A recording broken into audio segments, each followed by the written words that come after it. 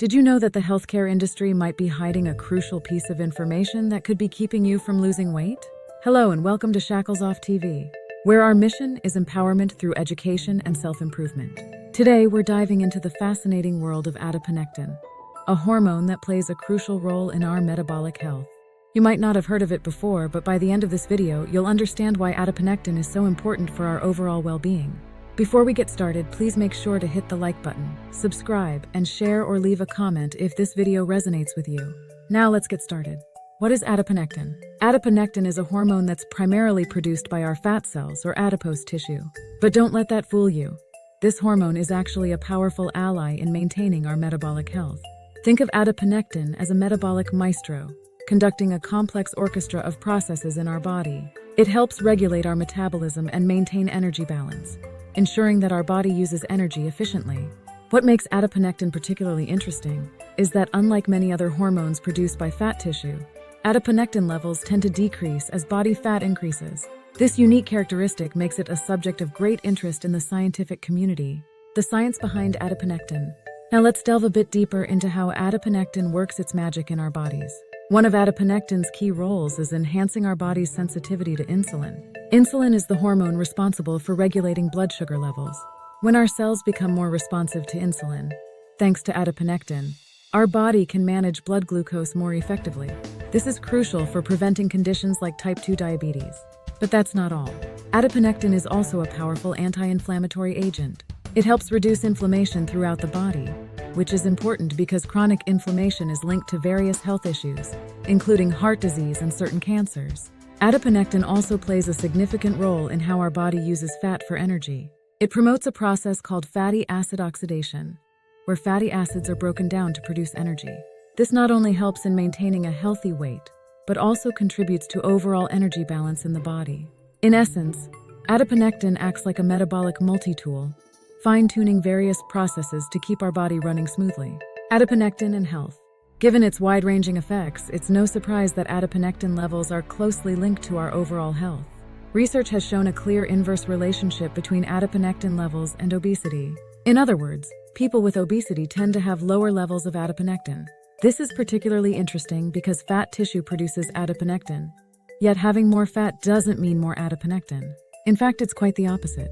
Low levels of adiponectin have been associated with several metabolic disorders. For instance, individuals with type 2 diabetes often have lower adiponectin levels. The same is true for people with cardiovascular disease. This connection makes sense when we consider adiponectin's role in insulin sensitivity and its anti-inflammatory properties. On the flip side, higher levels of adiponectin seem to have a protective effect on our health. Studies have found that people with higher adiponectin levels have a lower risk of developing type 2 diabetes and cardiovascular disease. Some research even suggests that adiponectin might play a role in protecting against certain types of cancer, although more studies are needed to confirm this.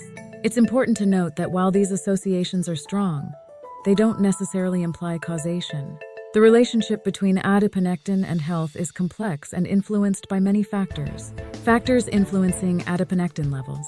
So what determines our adiponectin levels? As with many aspects of our health, it's a combination of factors we can and can't control. Genetics play a significant role in determining our baseline adiponectin levels. Some people are genetically predisposed to produce more adiponectin, while others might produce less. This genetic influence is one reason why adiponectin levels can vary widely between individuals. However, our lifestyle choices also have a substantial impact on adiponectin production. Diet and exercise, two pillars of a healthy lifestyle, can influence our adiponectin levels. Regular physical activity, both aerobic exercises like running or cycling and resistance training like weightlifting, have been shown to increase adiponectin levels. This is one of the many reasons why exercise is so beneficial for our metabolic health. Diet also plays a role. Some studies suggest that diets rich in whole grains, fruits, and vegetables may help boost adiponectin levels. On the other hand, diets high in processed foods and unhealthy fats might have the opposite effect. Body weight is another crucial factor. As we mentioned earlier, there's an inverse relationship between body fat and adiponectin levels. Maintaining a healthy weight can help support optimal adiponectin production, nurturing adiponectin levels. Now that we understand the importance of adiponectin, you might be wondering how you can support healthy adiponectin levels. The good news is that many of the strategies align with general health recommendations. These lifestyle changes not only support healthy adiponectin levels, but also contribute to overall health and well-being. Conclusion and future research. In conclusion, adiponectin is a crucial player in our metabolic health. Its effects on insulin sensitivity, inflammation, and energy metabolism make it an important focus in health research.